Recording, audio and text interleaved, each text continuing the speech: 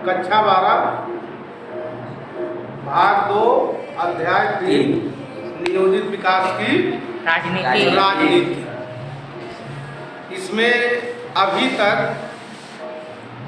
नियोजित विकास की राजनीति में आपके साथ विकास से संबंधित जो राजनीतिक फैसले हैं और जो राजनीतिक टकराव होते हैं, ठीक? Yes sir. क्यों होते हैं? क्योंकि विकास की धारणाएं अलग अलग हैं।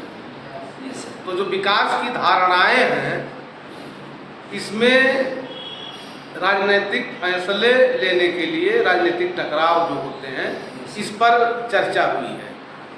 तो विकास क्या है, इस पर चर्चा हुई। राजनीतिक टकराव क्यों होते हैं, इस पर चर्चा हुई। विकास की धारणाएं क्या क्या हैं, स्वतंत्रता से लेकर के आज 2023 तक, क्यों इस पर चर्चा हो गई। आज जो आपके अध्ययन का केंद्र बिंदु है, विकास के विभिन्न मॉडल।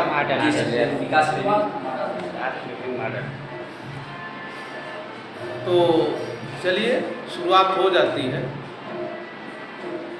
आर्थिक विकास के लिए, क्योंकि ये नियोजित विकास आप अर्थशास्त्र पढ़ रहे हैं, यस सर, तो आर्थिक विकास के लिए विभिन्न आर्थिक प्रणालियां अपनाई जा सकती हैं। Yes sir. और समाज के विभिन्न वर्ग अथवा समूह, समाज में विभिन्न वर्ग या समूह हैं। जैसे कौन कौन से वर्ग समूह, जरा बताइए। जैसे उच्च वर्ग एक तो हैं, निम्न वर्ग जैसे अमीर हैं, गरीब हैं, किसान हैं, मजदूरी हैं, कुछ पैसे में लगे हुए लोग हैं,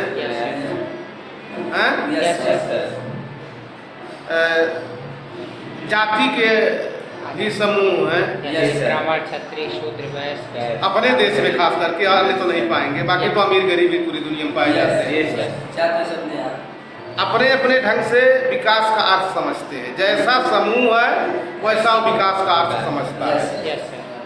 अगर जाति आधार पर लोग प्रताड़ित होते हैं,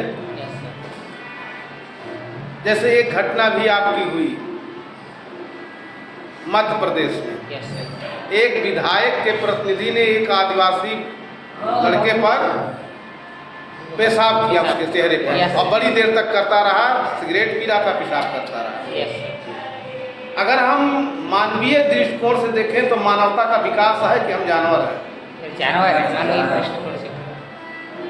वहाँ यहाँ कौन सा विकास दिखाई देगा? कोई विकास नहीं।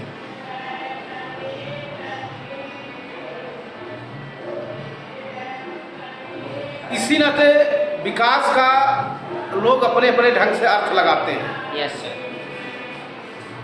स्वतंत्रता के बाद भारत में विकास के प्रश्न पर खूब वाद विवाद हुए। हमारे समक्ष महात्मा गांधी का सर्वोदय, सबका उदय, सर्वोदय का मतलब क्या है? सबका उदय का आदर्श तो था ही।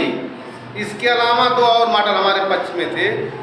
एक और तो पश्चिमी देशों का उदार पूंजीवादी मॉडल, और दूसरा सोवियत संघ का तथाकथित समाजवादी मॉडल। तो उदार पूंजीवादी मॉडल क्या है, ये देख लेते हैं। पूंजीवादी अर्थव्यवस्था में वस्तुओं और सेवाओं का उत्पादन और वितरण मांग और पूर्ति की शक्तियां निर्धारित करती है। मांग पूर्ति, जहाँ मांग होगी वहाँ उतना पूर्ति। इसीलिए इसे बाजार अर्थव्यवस्था का नाम दिया गया है। अमेरिका और पश्चिम यूरोप के देशों में उद्योग और व्यवसायों का स्वामित्व निजी व्यक्तियों के हाथों में रहता है, क्योंकि वहाँ विभेद ये नहीं है जो हमारे यहाँ है। भारत में भी कई ऐसे विचारक और राजनेता थे जो चाहते थे कि देश को आधुनिक बनाने के लिए हमें पश्चिम की अर्थव्यवस्था को अपनाना चाहिए। इसमें उद्योगों और व्यापार पर भी सरकारी नियंत्रण कम से कम होता है। बाजार जो अर्थव्यवस्था है, यह कहा गया कि निजी संपत्ति और अधिक लाभ कमाने की भावना ही लोगों को अधिक से अधिक काम करने की प्रेरणा देती है। लेकिन जो हमारे देश का इतिहास रहा कि जो मेहनत कष्ट था वो हमेशा गरीब रहा, और जो हल ना चले ना चले कुदारी, बैठे भोजन दे मुरारी, जो सिद्धांत वाले थे बैठ के आराम कर रहे थे। जो एक कोना भी अपने खेत का नहीं गोड़ और निरा सकता था वो किसान कहलाता था, जमींदार कहलाता, जमीन का मालिक, जमीन का मालिक। और जो रात दिन पसीने से तर होता था खेती में, उसके पास नाखून चीरने के लिए भी जमीन नहीं थी। ऐसे लोगों के हाथ में यदि फिर वो व्यवस्था दे दी जाती खुली छूट वाली, तो क्या जो हजारों वर्षों से यहाँ गरीबी और अभाव का जीवन जी रहे थे उनको अवसर मिलता? नहीं मिलता।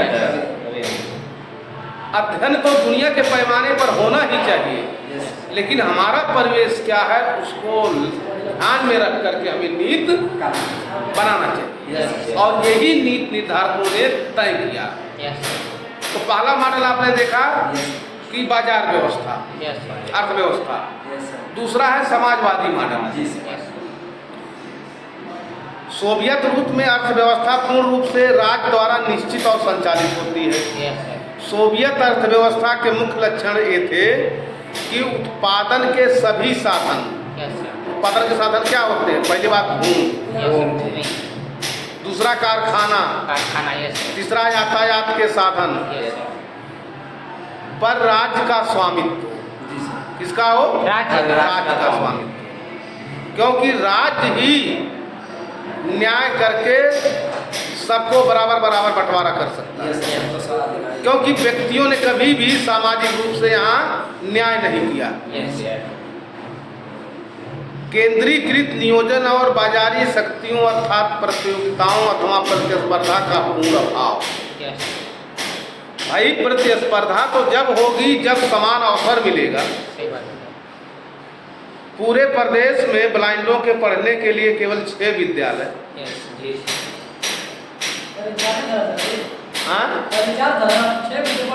अरे पहले 3 था, लखनऊ, बांदा और गोरखपुर। हर साल बच्चे वापस स्कूलों से होते हैं, और इस नाते होते हैं कि हमारे पास सीट नहीं है। अगर सीट होती तो जिस तरह का भी ब्लाइंड बच्चा होता हम सीट खाली थोड़ा रख सकते थे। उसको जिस लायक है उस कक्षा में रख करके और उस पर स्पेशल मेहनत किया जाता उस बच्चे पर। लेकिन इस नाते छांट दिया जाता है कि हमारे यहाँ सीट नहीं है, जितना सीट भरना तो अच्छे लोगों को रखेंगे। यही हकीकत है। और तुलना करेंगे कि दृष्टिवान और दृष्टिबाधित दोनों एक साथ प्रतियोगिता या कंपटीशन बीट करेंगे, कैसे संभव? नहीं संभव। सामाजिक रूप से एक के घर वाले 14-14 साल तक, अभी उस दिन मैं इंटरव्यू में बैठा हुआ था जिस दिन एडमिशन था, 16 साल के बच्चे को लेकर उसकी माँ आई हुई थी आजमगढ़ से या मऊ कहीं से, उसको पता ही नहीं था कि स्कूल है। क्या उसी गांव में दृष्टिवान बच्चे के घर वालों को मालूम होता है कि स्कूल नहीं हमारे बच्चे पढ़ने के लिए? नहीं सर, इसको मालूम है। क्योंकि हर ग्राम सभा में एक स्कूल है, प्राथमिक विद्यालय होते हैं हर ग्राम सभा में। 2005 की जो भी सरकार थी, हम सरकार की बात करते हैं, उत्तर प्रदेश सरकार की, 2003 से लेकर के 7 तक की जो सरकार थी, आप ऑन रिकॉर्ड है देख लो कि हर ग्राम सभा में उसने विद्यालय खोला। प्राथमिक विद्यालय हर ग्राम, जिस भी ग्राम सभा में विद्यालय नहीं था हर ग्राम सभा में। और जिला पंचायत जो त्रिस्तरीय चुनाव पंचायती राज व्यवस्था का आवाज कर रहा, वही पर चेक कराओ ना, पंखा कौन कौन नहीं चल रहा है। तो चलिए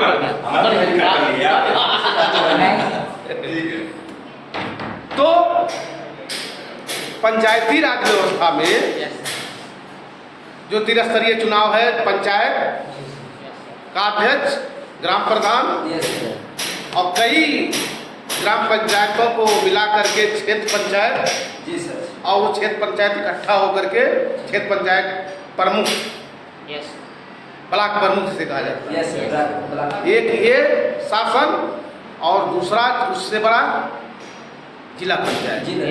पंचायत और जिला पंचायत सदस्य लोग जिन करके अपना एक अध्यक्ष बनाते हैं और जिले के विकास के लिए उसका महत्वपूर्ण रोल होता है, योगदान होता है। यस सर, उनके द्वारा तत्कालीन मुख्यमंत्री ने एक छूट दिया था कि चिन्हित करो कि जिस भी ग्राम सभा में बिल्डिंग नहीं है, मकान नहीं विद्यालय का, वहाँ तुरंत विद्यालय बने। यस RTI लगा के कोई पूछ सकता है कि 2003 के बाद से लेकर 7 के बीच में जितने प्राथमिक विद्यालय भवन उत्तर प्रदेश में बने, किसी कार्यकाल में नहीं। यस सर, क्यों? तो उसका लाभ ये हुआ कि हर ग्राम के लोग जान रहे हैं कि हमारे बच्चे को स्कूल भेजना है, ये विद्यालय दिखाई देता जी, है। जी। अगर दृष्टिहीन या दृष्टिबाधित या दृष्टि दिव्यांग बच्चों के लिए भी यदि यही व्यवस्था होती, कोई भटक वो विषय कोई भटकता नहीं। कोई बच्चा भटकता क्या? नहीं सर, कभी नहीं बता। सरकार की तरफ से तो व्यवस्था है पता कि नहीं जो प्राथमिक विद्यालय है उसमें एक दिव्यांग बच्चों को पढ़ाने के लिए टीचर जाएगा, आगे से जाता है क्या नहीं। लेकिन जिस ईमानदारी से, निष्ठा से प्राथमिक स्कूलों में समान बच्चे के लिए शिक्षक पहुंचते हैं, अधिकारी पहुंचते हैं जांच के लिए, क्या दिव्यांग बच्चों की भी पढ़ाई उसी तरह से हो रही? कोई अधिकारी पहुंचता? प्रतियोगिता कैसे बराबर होगी भाई? नहीं। जब अवसर ही आपने नहीं दिया ज्ञान सीखने के लिए, तो परीक्षा कैसे बराबर होगी? इसी नाते प्रतियोगिता जो होता है वो अभाव होता है। यस सर, सभी आर्थिक निर्णय राज्य योजना आयोग सरकारी नौकरशाहों द्वारा लिए जाते हैं और भारत में समाजवादी मॉडल के पालन करने वालों को 3 श्रेणियों में रखा गया है। एक उग्र वामपंथी अर्थात कम्युनिस्ट पार्टी के नेता, दूसरे सोशलिस्ट पार्टी और तीसरे वे कांग्रेसी जो समाजवाद में निष्ठा रखते थे। स्वयं नेहरू जी ने बार बार कहा कि हमारी समस्याओं का एकमात्र समाधान समाजवादी है। इस नाते उस समय के जो नेता थे, जयप्रकाश नारायण, लोहिया, ठीक है, सभी नेताओं से वो कहते थे कि सरकार चलाने में आप अपना योगदान दो। आज की तरह नहीं था कि सत्ता के नशे में विपक्ष को खत्म करो। विपक्ष का कोई महत्व ही नहीं, विपक्ष के नेता कोई महत्व नहीं। उस समय जो चुनाव होते थे, कांग्रेस पार्टी बहुमत में होती थी और पूर्ण बहुमत में होती थी। इसके बाद भी उसके नेता, प्रधानमंत्री विपक्ष के नेताओं को देश अच्छी तरह से सरकार चले, विकास सही ढंग से हो, सबसे बैठ के बात करते थे। तो ये सबसे अच्छा जो मॉडल है वो समाजवाद है। समाजवादियों के अनुसार सभी महत्वपूर्ण उद्योग पर यदि राज्य का स्वामित्व रहे तो धन का कुछ ही लोगों के हाथों में संकेंद्रीकरण नहीं होगा। देश के संसाधनों का उपयोग समूचे समाज के कल्याण के लिए होगा। मतलब यह है कि संपत्ति का विभाजन न्यायपूर्ण ढंग से होगा। ये 2 व्यवस्था है, लेकिन इन 2 व्यवस्था को कुछ देशों की जो उनकी क्षेत्रीय या सामाजिक या धार्मिक मजबूरियां हैं, उसके नाते ना तो पूर्ण रूप से बाजारी अर्थव्यवस्था लागू कर सकते हैं और ना ही समाजवादी मॉडल। तो ऐसे वो बीच का रास्ता लेते हैं, दोनों का अच्छाई लेते हैं और ऐसी व्यवस्था को हम मिश्रित अर्थव्यवस्था के नाम से जानते हैं। तो हमारा देश तो भाई उसी में से है। Yes sir. जहाँ क्षेत्रीयता, भाषा, Yes. जातीयता, धर्म, सभी तरह की विभिन्नता है। Yes. तो भारत ने मिश्रित अर्थव्यवस्था को चुना और इसमें उत्पादन के दो क्षेत्र होते हैं, सरकारी और निजी। जी सर। सरकारी क्षेत्र में वो सारे उद्योग धंधे आ जाते हैं जिसका नियंत्रण राज्य के हाथों में हो, और साथ ही बहुत से धंधे निजी क्षेत्र में चलते हैं। मिश्रित अर्थव्यवस्था में पूंजीवाद और समाजवाद दोनों के लक्षण देखने को मिलते हैं। योजनाबद्ध विकास के आरंभिक वर्षों में सार्वजनिक अर्थात सरकारी क्षेत्र की प्रमुखता मिलती है। आधारभूत और भारी उद्योगों के विकास को पूर्णतः राज्य का स्वामित्व या उत्तरदायित्व माना गया। आधारभूत हमारे यहाँ क्या है? विकास का आधार कृषि। हमारे यहाँ महत्वपूर्ण क्या है? कृषि। तो कृषि आधारित जो उद्योग होते हैं आधारभूत उद्योग कहलाएंगे, है कि नहीं? Yes sir. क्योंकि इन उद्योगों के विकास के लिए जितनी पूंजी या संसाधन की आवश्यकता होती है वो निजी क्षेत्र या आम उद्योगपतियों द्वारा ही नहीं जुटाई जा सकती। जब तक सरकार नहीं चाहेगी तब तक नहीं हो पाएगा। यस। तो ये विकास के जो मॉडल थे विभिन्न, उसमें 3 मॉडल आपके सामने हुआ। एक पूंजीवादी उदार मॉडल, दूसरा समाजवादी मॉडल और तीसरा मिश्रित।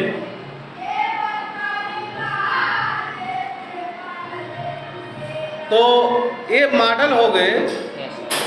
जो आपका अध्याय का नाम है नियोजित विकास की राजनीति। तो चलिए नियोजन की पृष्ठभूमि पर चलते हैं हम, ऐतिहासिक पृष्ठभूमि पर। इतिहास में कहाँ से हमको मिलता है? तो भारतीय संविधान की प्रस्तावना जब हम पढ़ते हैं तो प्रस्तावना में राज्य के उदारवादी, समाजवादी, कल्याणकारी, पंथ निरपेक्ष, ये कई तरह के शब्द आपको मिलेंगे। और इन सभी आदर्शों की झलक दिखाई देती है हमारे संविधान में। तो संविधान का लक्ष्य देश के समस्त नागरिकों को न्याय, स्वतंत्रता, प्रतिष्ठा, अवसरों की समानता। हमने पहले कहा कि अगर अवसर नहीं मिलेगा तो आप कैसे साबित करोगे कि आपके अंदर क्या योग्यता है?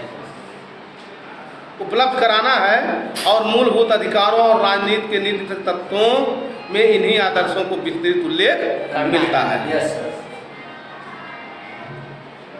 तो अवसर जब मिलेगा जब आपको अधिकार मिलेगा, और अधिकार तभी आपको दिखाई देगा जब राज्य के निर्देशन के लिए जो सिद्धांत हैं इनका जब स्वरूप आपके सामने हो। तो पहली बात तो राज्य के नीति निर्देशक सिद्धांत देखते हैं क्या है। राज्यों को सब कुछ कर्तव्य दिए गए हैं। मौलिक अधिकारों के अतिरिक्त संविधान में राज्य के निदेशक सिद्धांत भी दिए गए हैं कि राज्य के क्या कर्तव्य हैं। नागरिकों के अधिकार कर्तव्य तो है ही हैं, लेकिन राज्य के क्या कर्तव्य हैं, किस सिद्धांत के तहत उनको काम करना है, वही तो राज्य के निदेशक तत्व हैं, सिद्धांत हैं। तो राज्य को निर्देश दिया गया है कि वह अपनी नीति का संचालन इस प्रकार करेगा कि पुरुष और महिला को समान रूप से जीविका में ढेर सारे साधन उपलब्ध हों। क्योंकि हमारे यहाँ पहले क्या व्यवस्था थी? असमानता की महिलाओं को असमान दृष्टि से देखा। देश की आधी आबादी को केवल खाना बनाना, बर्तन मांजना, पति की सेवा करना। क्यों? तो जिस देश की आधी आबादी को काम का अवसर ही नहीं दिया जाएगा उस देश के आर्थिक विकास कैसे होगा? इसी नाते राज्य को निर्देश है संविधान द्वारा कि आप जीविका, जीवन जीने के लिए जो उपलब्ध साधन हैं वो समान रूप से बिना स्त्री पुरुष के भेदभाव को उपलब्ध कराएं। दूसरा कि देश के भौतिक साधनों का अधिक से अधिक लोगों के हित में उपयोग हो सके। ऐसा नहीं कि कुछ अनिहना कुछ मुट्ठी भर चना।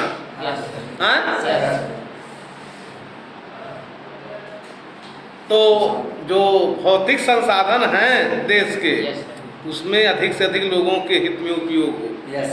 ना कि चंद लोगों के। यस मतलब धन दौलत का सबको कुछ गिने चुने लोगों के हाथों में केंद्रीकरण ना हो, सबको मिले। सबको बराबर बंटवारा हो। सबको, yes, मतलब बराबर। और क्या है, निर्देश राज्यों को कि पुरुष महिला और बालकों की शक्ति का दुरुपयोग ना हो। Yes sir. हमारे यहाँ बेगारी चलता था। यस बेगारी का मतलब काम करा लिए, शाम को अगर कहा ऐसा साहब सर नहीं। तो पैसा ही नहीं दिए, मार के भगा दिए। यस और अभी भी इस देश में होता कि मजदूरी मांगने पर जो बड़े बड़े दलित युवक का दोनों हाथ काट लिया दबंगों ने। अभी पेपर में आप पढ़े होंगे, टीवी में सुने होंगे, 1 साल पहले। यस आज भी संविधान लागू होने के बाद राज्यों को संविधान द्वारा स्पष्ट निर्देश देने के बावजूद बेगारी देश से नहीं जा रही। जी सर। तो ये तो दुरुपयोग है ना। Yes sir. और राज्य को निर्देश क्या कर रहा है हमारा संविधान कह रहा कि कि बेकारी। दुरुपयोग ना हो इसकी शक्ति का। यस और समाजवाद की परिभाषा है यस कि मजदूर का पसीना सूखने के पहले तक उसकी मजदूरी मिल जानी चाहिए, तब उसका हम उसके साथ न्याय कर रहे हैं। यस और यहाँ क्या होता है, यहाँ तो सर पसीना कौन करे सूखने के लिए, अगर वो मांगता है तो उसका हाथ ही काट लिया जाता है यस कि काम करने लायक ही न रह जाए।